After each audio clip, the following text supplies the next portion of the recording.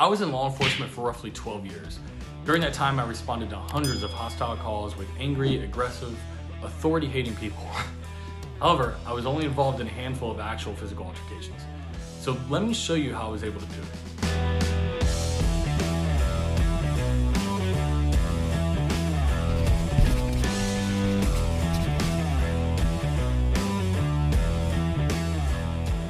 I love my following on Instagram because oftentimes I get questions from my followers and it helps me come up with content. Some of the questions are quite bizarre, but I like this one and I think I can bring you some actionable value to help you deal in stressful situations. A lot of us approach every argument, disagreement, and physical altercation as complete savages, but without the peaceful aspect. Before we get started, tell me below in the comments what your MO is. When you get involved in an argument, do you feel that you constantly escalate it? Maybe not even intentionally, but you escalate it and things get heated, or are you able to de-escalate quickly, right? It's just knowing how to do it. I personally know other officers who've been cops for 4 years and have been in 10 to 20 physical altercations. Why is this? Is it I just got lucky and I only responded to the right calls? Or is the formula on how to respond and how to react in hostile situations? Now, this video has nothing to do with law enforcement. I'm very pro law enforcement. I'm not talking to cops, I'm talking to the everyday person, because this formula can be used in every aspect of your life, whether it's in relationships, whether if you have coworkers that you're dealing with or employees you're dealing with. These steps are going to be just imperative to having and maintaining good relationships. So I believe that there's a formula. This obviously is not all inclusive by any means. However, if you use this formula next time you're in a heated argument, whether it's with a complete angry stranger or your significant other, you will see great results. I can promise you that. I'll keep this video short so you can get the tools you need and move on. But I do want to explain some of the why behind it, some of the science, if you will, right? I'm sure you've heard of fight or flight. This is your body's response to a stressful situation. It does not have to be life-threatening, just conceived as stress. And it can be different to everybody. Someone who's constantly put into stressful situations might not get stressed out over a situation that's not as stressful. Someone who's never been put into a stressful situation might easily be stressed over just anything, right? Someone running a stop sign, almost getting into a car accident, whatever it may be. This reaction is controlled by the amygdala. This part of the brain is considered the emotional center of the brain. When involved in a stressful situation, if we're not careful, the amygdala part of the brain takes over and unknowingly acts out that fight or flight. I've had to listen to this 1,000 times, amygdala, and I keep forgetting it, so I got to cue it up for you guys here. So the neocortex is part of the brain that thinks rationally. It thinks consciously. If we can maintain this state of mind, we can act rationally and more effectively. So oftentimes, the stressful situations, they shut down and the neocortex, and we rely on muscle memory and training. That's why in the police academy, you draw your firearm 10,000 times from the holster, because in a gunfight, you're not going to maintain that fine muscle memory, your fine muscle skills. They're going to go out the window, right? Your neocortex shuts down. It's fight or flight. As a cop, most times you're put in that fight, you can't fight, right? You can't run. So you have to be able to act on muscle memory. So here are my 5 steps to remain operating from the neocortex and to control your adversary unconsciously with your own body language. Pretty awesome stuff, and I know it will make a difference in your life if you use it. So number 1, don't raise your voice. Whenever there's an argument, it's our natural response to be louder than the other person. By doing this, we unknowingly become competitive.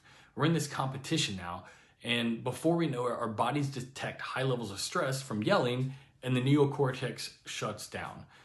By keeping your voice at a normal level, you trick your brain into thinking that the situation is under control, really even if it's not. Also, by lowering your voice, your adversary will unknowingly lower their voice and pay closer attention to your words in order to hear them.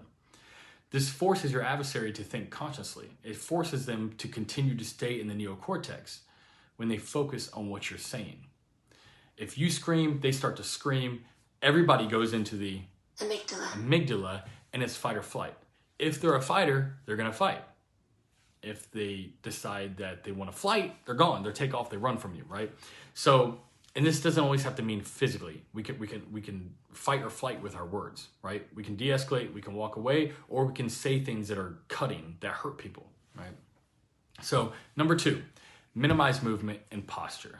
The position that you had before the heated argument began, you need to remain in that position if you can do so safely. So think about every fight you've ever witnessed, or even nature itself. One of the very first things that happens is posturing, right? Guys puff up our chest. Cats, they arch their backs, their fur stands up, and they're completely different people, or different being, whatever that, they're different. Cats and humans are different, right? But they do the same thing for the same reason. They want to look more intimidating. They want to look scary to the adversary. Literally every fight I have ever witnessed does this. Some rip off their shirts, some bounce on the balls of their feet. It's all done unconsciously for the same reason. By maintaining your posture, you lower the threat level to your adversary, and you control them unconsciously by keeping them in the neocortex. Now, you can do all this without even knowing, without them even knowing. By keeping them in the neocortex, you can take a guy who's a good law-abiding citizen, a good guy who would never normally swing on you, but when you take him out of the neocortex and you put him in the amygdala, he's got the fight or flight mode on, and he'll probably swing on you if he's a fighter, right?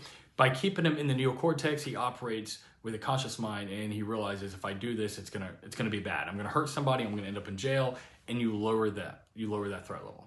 Number 3, control your breath. This is a huge one, and it takes a lot of practice, especially if you're in a very heightened, stressful situation like a gunfight or a hostage scenario, right? Situations that I hope and assume that most people listening will never ever have to experience. But when you are in those very, very stressful situations, a house fire, right? Our bodies start to breathe heavy in an attempt to get more oxygen to the brain so that we can make decisions and operate at a higher level quickly in the fight or flight mode. Now, this may have worked for our ancient ancestors running from velociraptors or whatever, right? But now we have to think logically, and we have to respond consciously. By keeping our breath under control, we're able to utilize and keep ourselves in the neocortex, and we maintain control of our fine motor skills, such as a smooth pull of a trigger or dialing 911 on small buttons on a phone, whatever. Once again, stuff that I hope you never deal with. And I'm just giving examples of my experience, right? This is all relative in whatever situation, job, career that you do, right? Life itself. So number 4, avoid personal attacks. Now, this is relative in every argument, but I think in order for me to provide more value, I'll explain it in the context of a relationship, a husband and wife, girlfriend and boyfriend, son and daughter, whatever, right? In a heat of argument, it's easy for us to throw personal jabs, right? Personal jabs that are completely irrelevant to the argument at hand. This is vital in relationships. If your argument is, say, about dishes, for an example, even if somehow it became extremely, extremely heated, it will soon pass. You'll look back on it, you'll think, wow, that was really stupid, and you'll move on, right? However, if it gets heated enough to where you start throwing personal jabs and you decide to attack them personally and bring up every negative thing that you think about your significant other, then it's going to cut much worse. They'll respond with other negative cuts on you, negative personal jabs on you, and long-term damage could possibly be done. Even if neither one of you meant anything that you said, the damage is done. You can't take back what was saying. You can't take back what was said, rather. And that could be a lifelong damage. So do not attack personally. Make sure that you're attacking with facts. You're attacking the issue at hand, not the person. Number 5, this is a big one for guys, your ego. Your ego is a representation of who you think you are. When in an argument, you have to have the ability to lower your ego and make decisions on facts. You're capable of being wrong, I promise you, right? You're capable of making a bad decision.